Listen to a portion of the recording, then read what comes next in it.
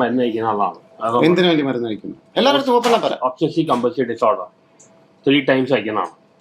എന്റെ മൈൻഡ് അതായത് it's A mental disorder. OCD അല്ലെങ്കിൽ ഒബ്സസീവ് കമ്പൽസീവ് ഡിസോർഡർ എല്ലാവരും ഇപ്പൊ കോമൺ ആയിട്ട് സോഷ്യൽ മീഡിയ വഴിയിട്ടൊക്കെ കേൾക്കുന്നതാണ്. അദ്ദേഹം പറയുന്ന അനുസരിച്ചിട്ട് കുട്ടിക്കാലം മുതലേ അദ്ദേഹത്തിന് പല പ്രോബ്ലംസ് ഉണ്ട്.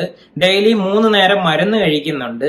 എന്നിട്ടും എന്തുകൊണ്ടിട്ടായിരിക്കും ഈ ഒരു അവസ്ഥയിൽ നിന്ന് കംപ്ലീറ്റ് ആയിട്ട് റിക്കവർ ആകാനായിട്ട് പറ്റാത്തത്? ആ വീഡിയോയിൽ തന്നെ പറഞ്ഞില്ലേ, ഡെയിലി 3 തവണ മെഡിസിൻസ് എടുക്കുന്നുണ്ട്. പക്ഷെ ഈ ഒരു അവസ്ഥ എന്ന് പറയുന്നത് വലിയ മാറ്റമൊന്നും ഇല്ലാതെ കണ്ടിന്യൂ ആയിട്ട് പൊയ്ക്കൊണ്ടിരിക്കുകയല്ലേ. ഒരു പർട്ടിക്കുലർ ടൈമിലേക്കായിരിക്കും ഈ മെഡിസിന്റെ എഫക്റ്റ് ഉള്ളത്. ആ സമയത്ത് കുറച്ച് കെമിക്കൽസ് ബ്രെയിനിൽ റിലീസ് ആവുക, ഹാപ്പി ഹോർമോൺസ്, സെറോട്ടോണിൻ പോലുള്ളതൊക്കെ ആകാം. ആ സമയത്ത് മൈൻഡ് ഒന്ന് റിലാക്സ് ആവും.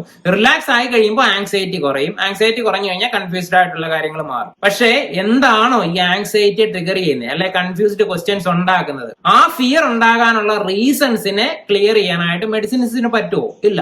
അതിനു വേണ്ടിയിട്ടാണ് സൈക്കോളജി സപ്പോർട്ട് അല്ലെങ്കിൽ തെറാപ്പി എടുക്കണം എന്നുള്ളത് പറയുന്നത്. ഈ ഫിയർ ഉണ്ടാകാനായിട്ടുള്ള കാരണങ്ങൾ പല വ്യക്തികളിൽ പലതായിരിക്കാം. എല്ലാവരും അത് ഓർത്തിരിക്കണമെന്ന് പോലും ഇല്ല. ചിലപ്പോൾ യഥാർത്ഥത്തിൽ ഈ ഫിയർ ഉണ്ടാകാനുള്ള കാരണം കുട്ടിക്കാലത്തോ ഏതെങ്കിലും ഒരു സമയത്തായിരിക്കാം. അതിനെ കണ്ടെത്തിയിട്ട് അവിടെ സോൾവ് ചെയ്താൽ മാത്രമേ കംപ്ലീറ്റ് ആയിട്ട് OCD നമ്മുടെ ലൈഫിൽ നിന്ന് തന്നെ പോകത്തുള്ളൂ.